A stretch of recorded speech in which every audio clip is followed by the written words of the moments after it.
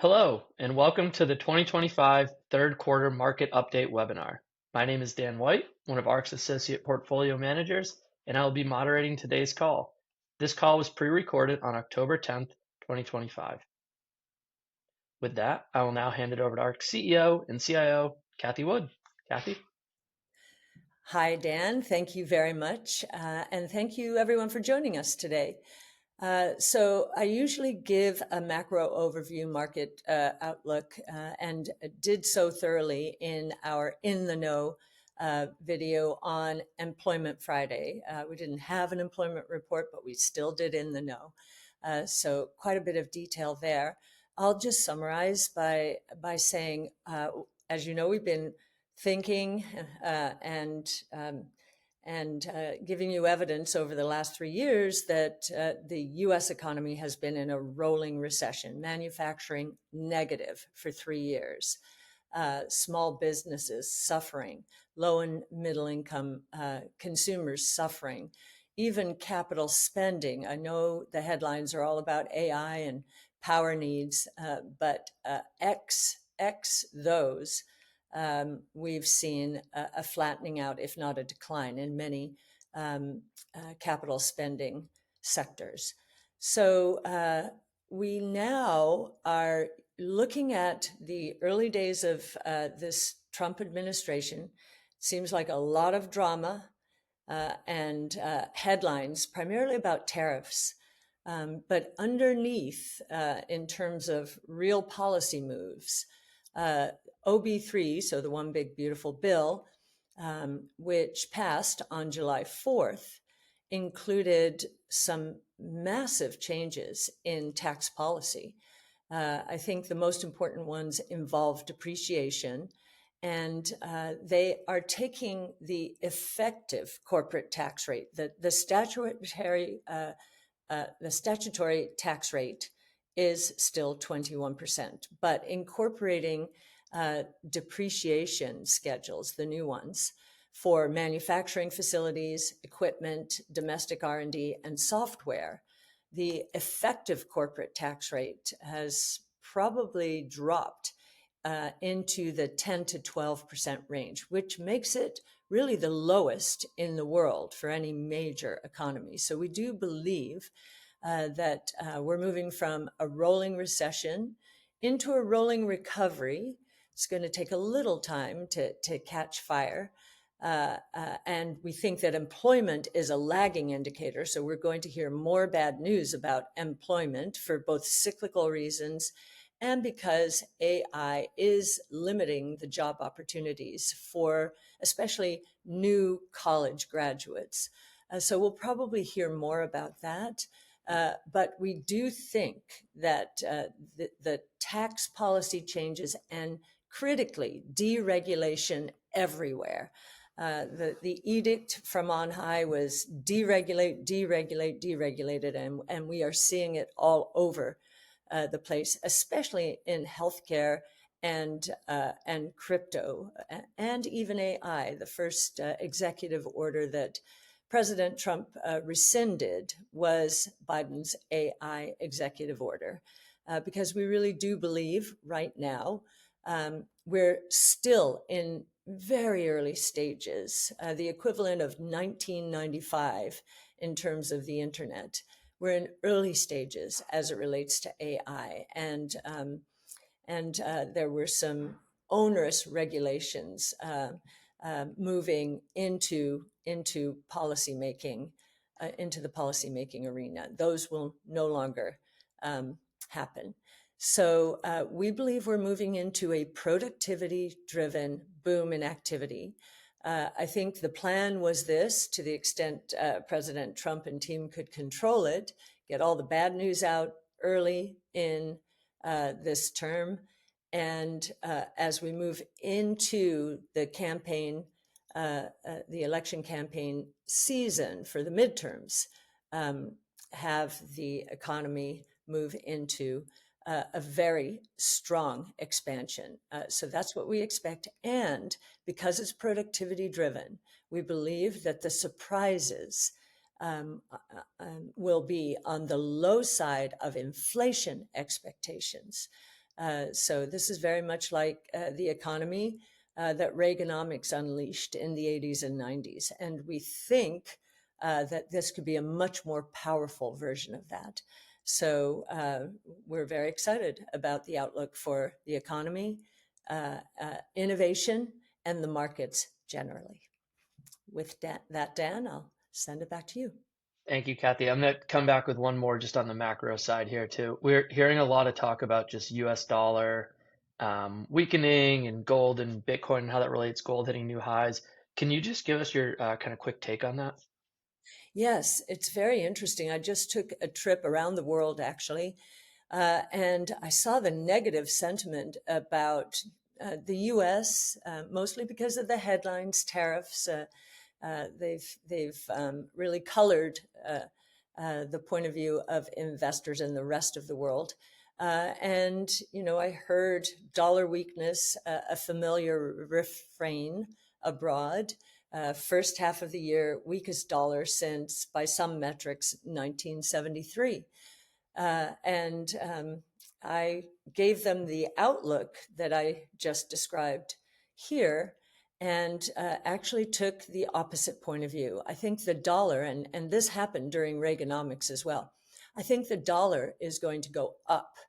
And that's because I believe, given the policies that are being put in place, that have been put in place, that the returns on invested capital in the US are going to go up relative to the rest of the world, and that foreign direct investment will increase substantially. So the dollar going up, we think, is going to be a surprise. One of the reasons gold has been going up is this narrative. The dollar is debasing, and so that's a boon for gold and for Bitcoin. Well, if the dollar becomes as good as gold, and this is an expression that Art Laffer, you've heard me talk about Art and the Laffer curve. He's also a monetary expert. And as we've been discussing this scenario with him, he brought this framing back, which is, well, if the dollar becomes as good as gold, then why hold gold?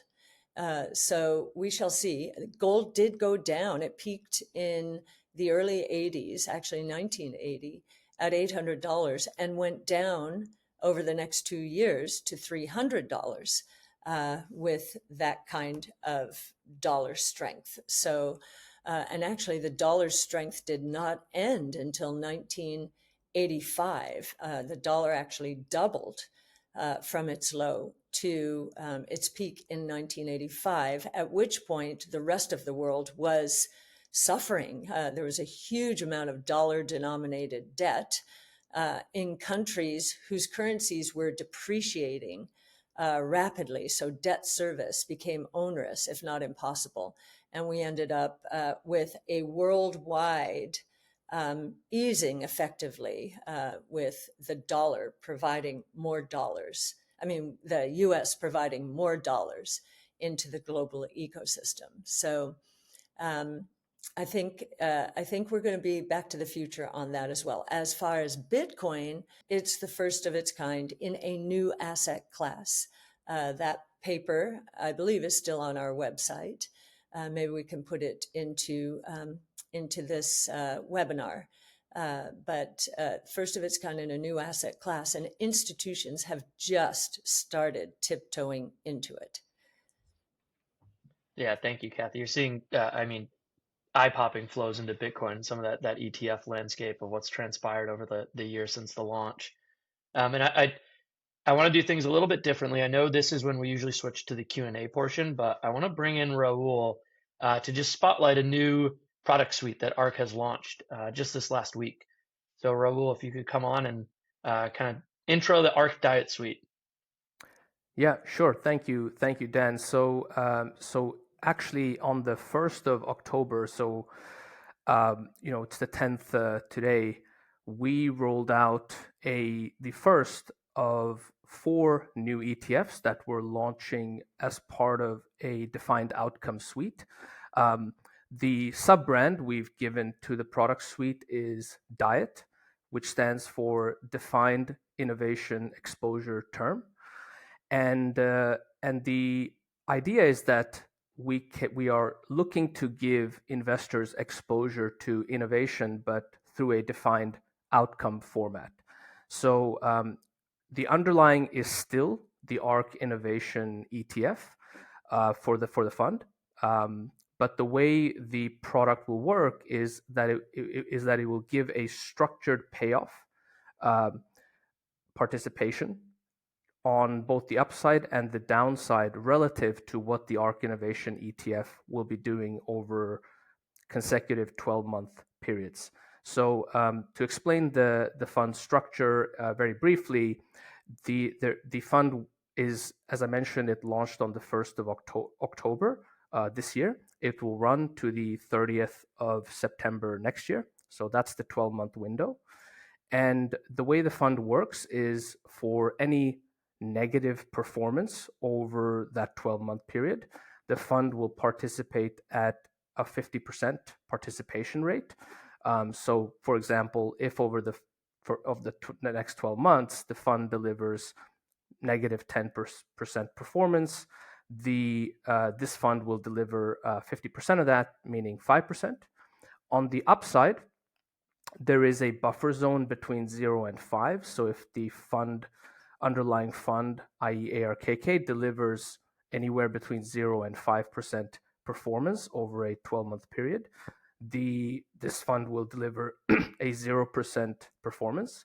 And then if the underlying fund delivers in excess of 5% performance, so call it 15%, then on that excess, meaning 10%, so 15 minus 5, the fund will participate at a rate of 63.72%. So as an investor, you are getting not the full performance, not the full excess performance, but a share of that. And as I mentioned, this is the first of 4 launches. So this is the October launch. It will have the ticker, or it has the ticker, I should say, ARKT. There will be a January launch, an April launch, and a July 1st launch. And respectively, the tickers will be ARKD, ARKI, and ARKE. So spelling out diet actually as you go from using the last letter of the tickers as you go from January to October. So look forward to those product launches over the next 9 months. Just a little background on why we launched the product. We've heard from many investors throughout the years that they want exposure to innovation, but often can't invest. Sometimes that's resulting from risk appetite or preference, but most of the time it's because of internal organizational constraints, which is even more limiting. And so these products are really designed to be a more suitable investment package for such investors, where they can have access to innovation, but with these defined buffers and a upfront knowledge about the participation rates, both on the upside and on the downside. And you can think of these products, and certainly this is how investors are thinking about these products, is you have something with a NASDAQ-like volatility, but you are sitting further out on the return curve because we've effectively solved for the risk element. Yeah, and Raul, just to add one more point, I believe this is one of the few defined outcome funds where the upside is not capped, which is very important for our strategy, given the kind of upside we see coming out of our innovation platforms. Absolutely right. You have uncapped returns on the upside over these 12-month windows, albeit with the 5% hurdle and 63.72% participation, but nevertheless uncapped with a NASDAQ-like volatility. And so for investors, this is a great way to dip their toes in the water. Have they, for example, not been innovation investors in the past? And Raul, you noted the ticker just ARKT for this Q4 buffer strategy. If listeners go look this up and they compare it to the ARKK reference asset, they'll note that this is not performance not perfectly tied to sort of that payoff you just explained in its first week. Can you help just nuance that? Yeah, so performance has actually been better than what the the outcome um, uh, calculator would suggest. So it's a fair question. The short answer is that the fund's performance won't always perfectly match the outcome calculator, um, principally because of how the NAV is determined on a daily basis. So in practice, how the NAV is determined for these type of products that embed listed flex options is they're based on theoretical valuations for the options, especially on days where you don't have any creations or redemptions in the fund, because you actually don't have a price. So these theoretical values are derived from models, and that's useful, but ultimately they're still just going to be estimates. Now, of course, if there's more and more trading, you'll be closer to the real valuation. But if you don't have any trading, which is often the case, because a lot of investors will buy this on the first of October and then hold it for 12 months, and you won't necessarily see lots of activity in the middle of that 12-month period. You have these estimates, and so even the best model is not going to be able to perfectly capture market realities. Another key point that is important for investors in these kind of products to remember is that these models are actually using mid prices to calculate these theoretical values, whereas the fund is always going to transact at either a bid price or an ask price. In our product, we're selling and buying options. And so what effectively you have is you're going to have this natural difference between the modeled values and the actual trading prices. You know, if one were to look at the NAVs on a chart, what you actually have is you would have three charts. You would have a create NAV chart, you will have a redeem NAV chart, and then your theoretical NAV would be somewhere in the middle because it's based on this mid price. Um, so yeah, on any given day, the reported NAV might not necessarily reflect um, the exact value because you may not have had any creation or redemptions. So these deviations are natural. They should be expected, but I think it's important to also recognize that these aren't representing any sort of tracking error in the traditional sense. It's just the normal mechanics of how these funds are priced and traded. Okay, great. Thank you, Raul. So it's important to kind of hold these through their term to recognize that defined outcome that they were created for. So, kind of back to the ordinary now, what we typically do, and we're going to begin the question and answer portion for this quarterly webinar. So questions were received from our clients, distribution partners, and sent to our fund's X and Instagram accounts at ARK_funds. First question, Kathy, I'm going to come back to you. Do you think the market, and especially AI-related companies, is starting to become overextended? Well, we do believe that the ChatGPT moment unleashed the recognition that something profound is going on technologically. So that was a few years ago. And as we have evolved our strategies, you'll notice that while we're exposed to all parts of the tech stack, so the infrastructure, platform as a service, and some applications, um, we have been assessing this question along the way because the numbers, the investment dollars being allocated to this space are huge. They are huge. And we were not going to feel like we had a good answer to the question, meaning a positive answer to the question, until we saw the impact on revenue growth. And we are beginning to see reacceleration in revenue growth. There is a narrative out there some of it based on an MIT study, which our team examined and really saw some flaws. But there is a narrative that, productivity growth is not happening because of AI and these other new technologies.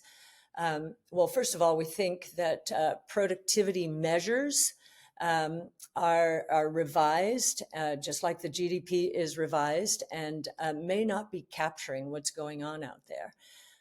So that's the first thing. But what we're seeing and what we have seen recently is a reacceleration in revenue growth and ARR growth by some very important companies. Snowflake is one. Even UiPath, which had been a very difficult stock and needed longer than we expected to adjust to this new age, its revenue growth has reaccelerated. We look at this world both from the consumer point of view and the enterprise point of view. And as I was traveling around the world trying to answer this question and bring to life some of the good news out there, the fact that consumers are willing to pay $20 a month is very important. Most consumer models relied primarily on advertising in the past. They couldn't get subscriptions, but we're seeing a willingness to pay that is rising because these tools are so useful and simplify our day-to-day lives so much. And I think that's going to be ever so more true with agentic shopping, for example. So our team, Nick Bruce and Varshika, who has worked with him on this project, are going to be posting a report soon about this very big area of opportunity. And then on the enterprise side, I do think we are seeing the strategic decision makers at companies, so not CTOs as much as CEOs and CFOs. They understand how important this moment in time is and how important it is to get on the right side of change. Otherwise, they'll become uncompetitive. And we're seeing a lot more activity in that area as well. I was just going to add on one thing, which is I think, we are seeing green shoots in the private market outside of the major AI labs like OpenAI, Anthropic, XAI, particularly in the coding space as it relates to enterprise adoption with the coding companies like Cursor, Replit, and Lovable, all growing their revenue 10x plus on a year-on-year basis. So there is really strong demand for these products that rethink workflows from the ground up, assuming AI will be part of it and will continue to improve. One, we're happy to have our venture fund that's available to retail and financial advisors on more and more platforms now that invest in many of those companies I just mentioned. But two, that as both those startups grow into bigger billion-dollar businesses and enter the public markets, and public market companies start to build out these AI-native solutions, that opportunity and those green shoots will broaden out to the broader software market. Of course. Thank you, Frank. And actually, Frank, glad to have you on because you are the next question here. So stock prices recently seem to be reacting to all sorts of different OpenAI news with deals and partnerships. And there was a lot just from this last month or even couple of weeks. Could you, from Chips Days to Dev Days, or Chips announcements, I should say, could you just give listeners like a summary of what they need to know? That's what's transpired recently. Yeah, OpenAI has certainly dominated the recent news cycle over the last month. There's a lot of announcements. I'll go through a few quickly and then spend a little bit more time on what I think is maybe one of the most important ones. But on the infrastructure side, NVIDIA and OpenAI announced a $100 billion investment by NVIDIA into OpenAI. And OpenAI announced they will be building out 10 gigawatts of data center capacity using NVIDIA systems. And that NVIDIA investment is contingent upon OpenAI hitting milestones and will be granted as they deploy more gigawatts over time. There was a similar deal announced between AMD and OpenAI very shortly after that, which will result in OpenAI taking on 6 gigawatts of AMD compute infrastructure. And whereas NVIDIA has the free cash flow today to fund an investment in OpenAI, AMD is actually granting OpenAI warrants that will equate, if fully exercised, to 10% of the company. So definitely different positions the two companies are coming from in these deals that are being announced. But if you think of what it means for AMD, they have a much smaller base of revenue on the AI side. NVIDIA will do probably, estimates are over $200 billion in sales this year. AMD's chip sales may be in the on the accelerator side, on the $5 to $10 billion range. So 6 gigawatts means a lot more to AMD than it does to NVIDIA based on the scale of those businesses. And that's why AMD stock was up over 20% following that announcement. OpenAI also announced Sora 2, their updated text-to-video model, which shows pretty incredible performance, and a social networking app built around it that is effectively an experiment in an AI native version of TikTok, where all videos will be AI generated, and they have fine-tuned controls for you to place yourself in different scenes and place your friends in different scenes. We're excited to see what shape that takes, though I'll admit it's definitely experimental. And then on the commerce side, which Kathy mentioned too earlier, OpenAI announced in-app checkout, essentially facilitated by ChatGPT and using an open protocol they developed called the Agentic Commerce Protocol that will allow you to ChatGPT to surface inventory from Etsy and soon Shopify directly in the app with the ability to check out directly in-app. So we think this is going to be a great monetization vector over time, as OpenAI has over 800 million users now, that a majority of them are still free users. This is a way to monetize those free users and drive this kind of agentic payments within the app. And then the last announcement was their developer day, where I think one of the things that was most interesting to us was the announcement of apps in ChatGPT. So this is an evolution of something they experimented with earlier with the custom GPT store, which basically allowed a business to build a kind of one-dimensional text-based chat experience inside of ChatGPT. Apps in ChatGPT really takes this to the next level and builds it into a true developer platform where developers can build full-fledged user interfaces that can be controlled by the user or by ChatGPT as an agent. So they made announcements and showed demos with companies ranging from Canva to Booking.com to Figma, Spotify, and Zillow, which we noted all three of those companies we own in our ARKF portfolio, for example. And they'll have more coming soon, ranging from Target to Uber and many more. And I think, we parallel this to the early iPhone days where the iPhone was the product that consumers, particularly in the US, had to have on the smartphone side, and developers were attracted to build applications for that large user base. ChatGPT is that today with the most users across all of the AI agent apps with 800 million now. So we think this new surface will provide a lot of opportunities for monetization, both commerce, like we talked about, potentially advertising, and potentially new forms of monetization that only make sense in a future agentic world. So we're excited to see where that goes, and it's very clear that OpenAI is driving a large part of the narrative and product and innovation announcements in the AI space. Yeah, that holy grail is sort of like that super app, and I think we're always just talking about what will be that next one in sort of this upcoming AI age. So a lot will play out from here to there. But Frank, we're going to stick with you and just shift gears here from AI to crypto. So for your next question, while winners seem clear in the US for both Bitcoin and Ethereum, digital asset treasury companies, DATs, what do you see kind of shaking out globally? So we continue to monitor the digital asset treasury space closely, especially as the multiples have compressed and more of these entities are trading closer to their net asset value. And it does look like there will be one or two big winners in each region per asset, where you have Strategy and BitMine leading in the US, respectively, for Bitcoin and Ether.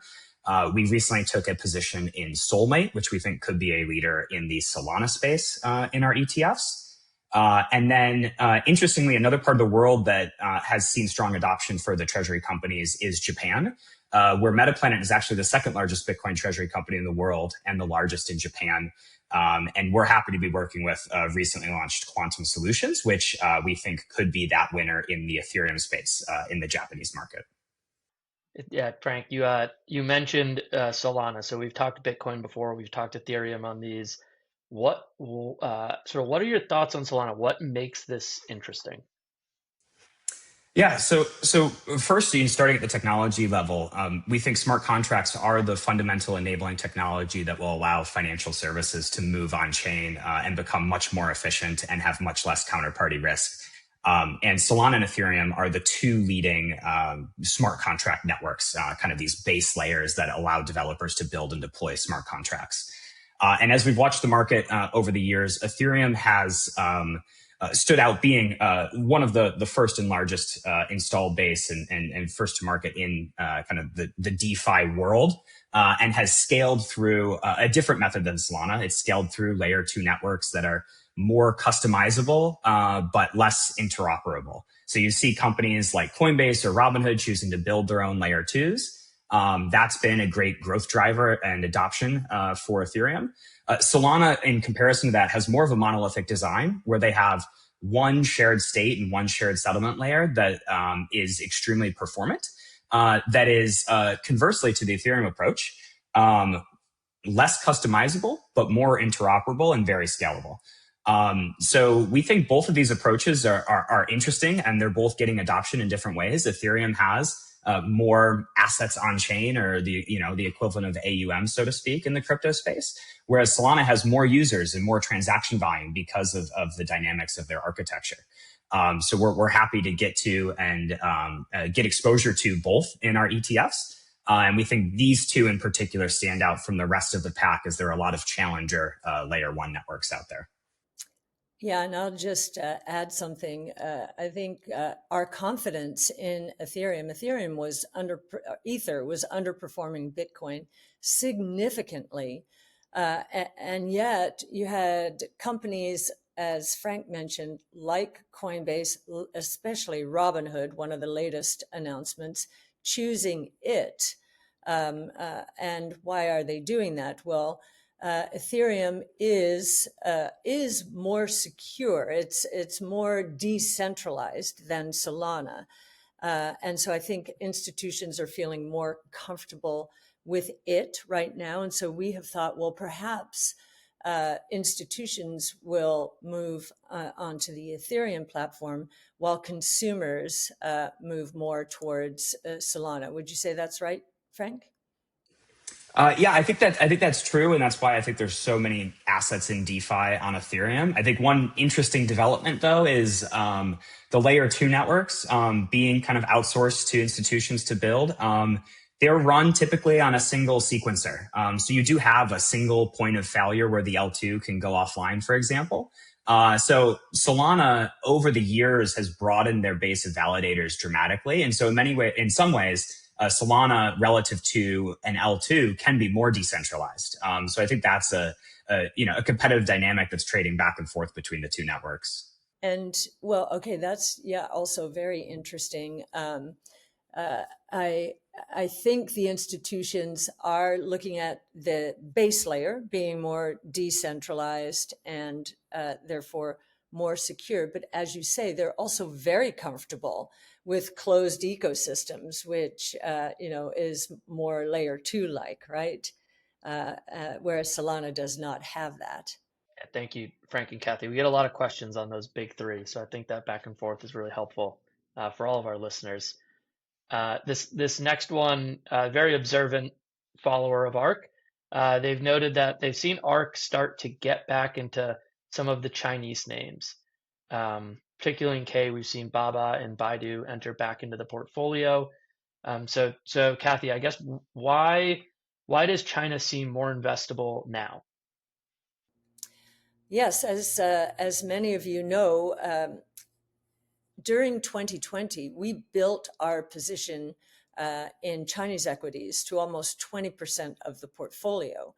And one of the reasons we did back then is we were looking at government responses to the COVID crisis around the world. And we saw that most governments were just throwing money willy-nilly at the crisis. China, having learned from 0809 that just leads to a property bubble and a crash, did not do that. And we thought that would be a better outcome for China. So, but then in November of 20 and throughout the next year, Jack Ma was banished. Online education was nationalized. Many gaming entities were shut down or curbed significantly, and we're saying, okay, this is not friendly to business, and so we did pull out completely, and that also was controversial. Why are we moving back in slowly? One, about 2 years ago, President Xi Jinping started using a new phrase. He had been using common prosperity, which was, in our mind, a way of saying lower your margins and give access to rural China. He moved from that phrase to new productive forces, which seems to mean technology as a way forward and a way out of the property bust. And then, but talk is cheap, so we've waited. And very recently, he's talked about anti-involution, and he and his team have basically told companies, stop commoditizing and destroying pricing structures, because you're not only hurting the rest of the world, let's say in EVs, but you're killing the China EV sector. So that also is very interesting. Now, this is top down and, less business friendly from that point of view, I would say. But very interesting. We've been watching what they're doing in technology, especially after the DeepSeek moment. And, we've learned a lot about their open source software movement, and it's stronger and deeper than we appreciated. And so I think the combination of all of those events and cues from the government have given us more confidence to move into this sector. So Baidu for autonomous mobility primarily, although they do have large language models, and Baba for cloud and AI as well, more so than its commerce services, although I'm sure they'll find a way into the agentic shopping ecosystem as well. Great, thank you, Kathy. This next question's for Tasha, but actually before Tasha, I ask you, I just want to say congratulations and welcome back. For listeners, Tasha is a new mother, and we're very happy to have her back on the rotation for these monthly updates. So welcome, Tasha. Thank you, Dan. So I'll give you your first question back. What does ARK think about Chinese autonomous players compared to those in the US? Sure. So, as Kathy mentioned, we're invested in a number of Chinese names. So in the robotaxi space, for example, we can just look at in the US, Waymo via Alphabet and Tesla, of course. And then in China, we have Baidu with their Apollo program and Pony. So the biggest difference, I would say, although we do find, of course, both markets interesting in this space, is price. So in China, the average ride hail price is much lower than the US. So it's well below $1 per mile equivalent. In the US, it's closer to around $2 per mile.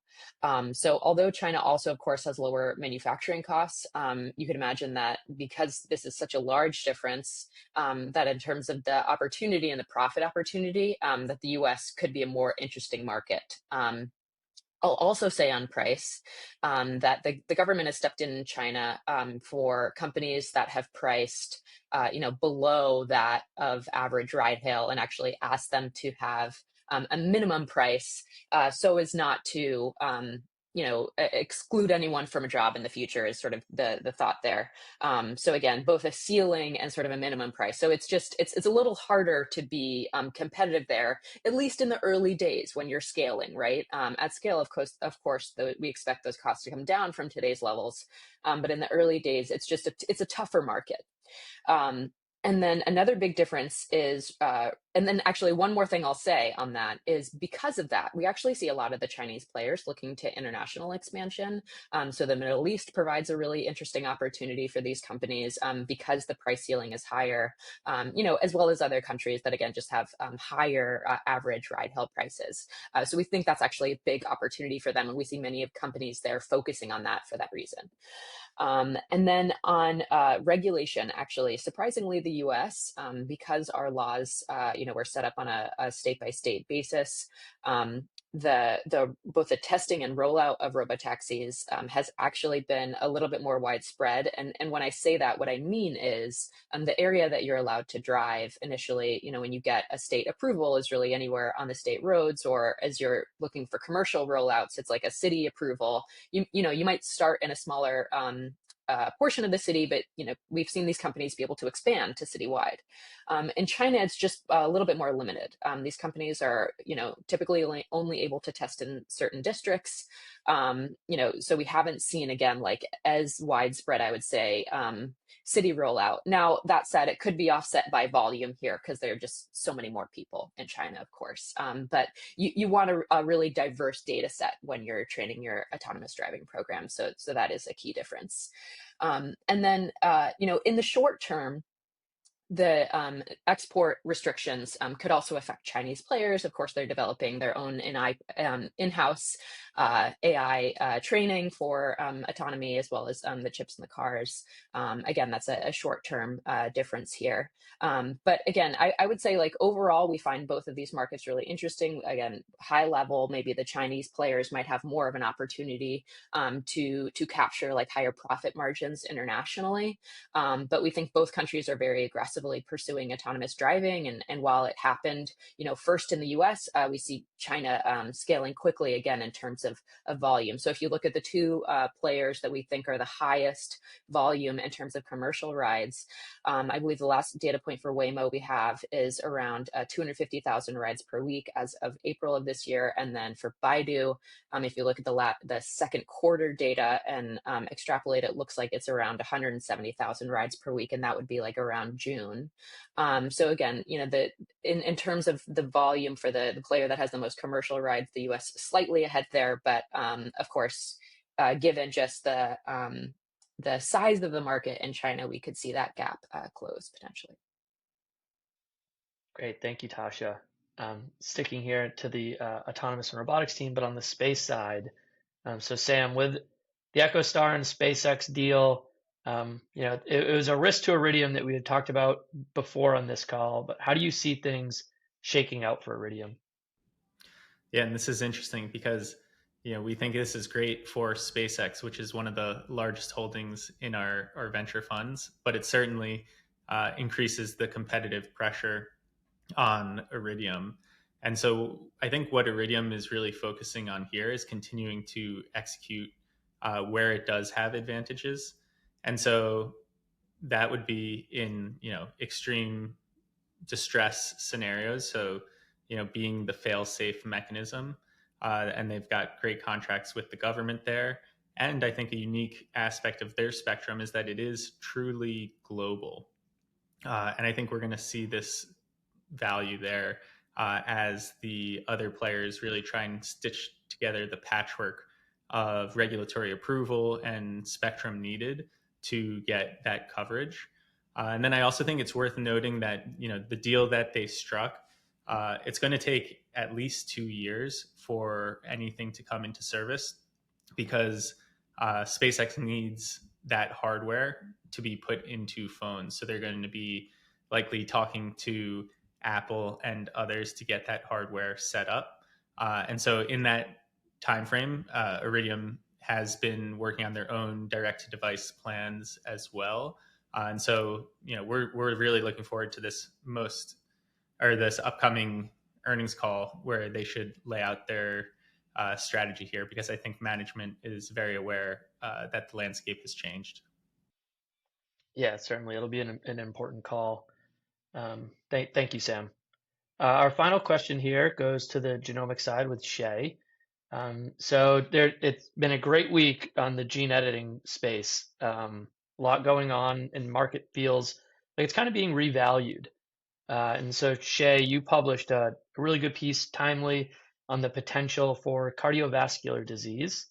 And so, can you please just give listeners a teaser on what to expect from that piece? Yes, thank you. So first, I'd like to just briefly acknowledge this re-rating in gene editing and what we believe is driving this, because I think it's really important. So first, clinical de-risking is compounding. So beyond the approval of CRISPR's gene editing therapy Casgevy for sickle cell disease and transfusion-dependent beta thalassemia, we've continued to see steady, positive updates across the gene editing space, including several updates just this summer for in vivo or within the body gene editing therapies from Intellia in both ATTR and hereditary angioedema, and CRISPR for cardiovascular disease, which I'll get to more in a moment. Number two is growing real-world proof of the power of gene editing cures. Earlier this year, we witnessed the success story of baby KJ, the first infant treated with a personalized CRISPR therapy. And I think this is a really powerful symbol of how transformative and life-saving gene editing can be. And three, regulatory wins are favorable. So the FDA, the agency that regulates and approves therapies, is moving to modernize, and the agency has been very explicit about prioritizing the acceleration of cures. And fourth is strategic price discovery via M&A. So pharma is facing a major patent cliff with over $200 billion at risk by the end of the decade, and historically, pharma will look to biotech to replenish its pipelines. Now, we've already seen several announced just here at the top of October, and a clear example for gene editing was Lilly's agreement to acquire Verve in June. And this highlights a major pharma's company willingness to pay for one-and-done cardiometabolic gene editing, and this helps reset comps across the space. And on a macro level, the Fed delivered a September cut, which can generally mean cheaper capital and longer cash runways, which is an obvious help to biotech. And certainly happy to do a little teaser on the new piece on gene editing and cardiovascular disease. So what might be a surprise to some, but cardiovascular disease is actually the world's leading killer. And there have been decades of chronic therapy available, like statins, and that has not solved the issue. There's clearly a still unmet need here. Now, nature has already shown us the blueprint to a potential cure for dangerously high levels of lipids being the fat and fat-like molecules in the blood. There is a relatively small subset of people that are born with protective variants in certain genes involved in the regulation of lipids, and these lucky few will enjoy lifelong lower levels of artery clogging lipids without any apparent health trade-offs. So companies like CRISPR Therapeutics have developed a gene editing therapy designed to mimic those natural genetic variants, and it can be delivered in a one-and-done infusion. So who is this for? Well, while we think it can be broadly beneficial, we focus on the 17 million Americans with cardiovascular disease, with plaque buildup and uncontrolled lipid levels, despite having access to available care, as the likely earlier adopters. Now, our modeling, as we break out in detail in the piece, suggests that a one-and-done gene editing therapy would have a value-based price near $165,000. And to put that scale in perspective, treating just 1/12 of those American patients would match the commercial success of the statin Lipitor, which was the best-selling drug of all time for years. So the takeaway I really want to underscore here is we're seeing accumulating clinical evidence that suggests that gene editing can move from rare diseases to common ones, like cardiovascular disease. And the opportunity here is enormous, both commercially and most importantly for patients. And cardiovascular disease is just one opportunity we lay out. So if you haven't had a chance to read it, please do if interested. It's up on the ARK website. Thank you. Dan, what a great way, very optimistic way to end this Q&A. Thank you, Shea. Yeah. Thank you, Shea. It's such a great piece, and it's really important. We've had so many conversations about this, and just seeing the broad application for what gene editing can do, not just from an investment lens, but from a positive societal impact. It's really exciting. So I encourage listeners everyone to take a view or a read. But with that will conclude today's webinar. We will briefly show performance statistics that can also be found on ark-funds.com.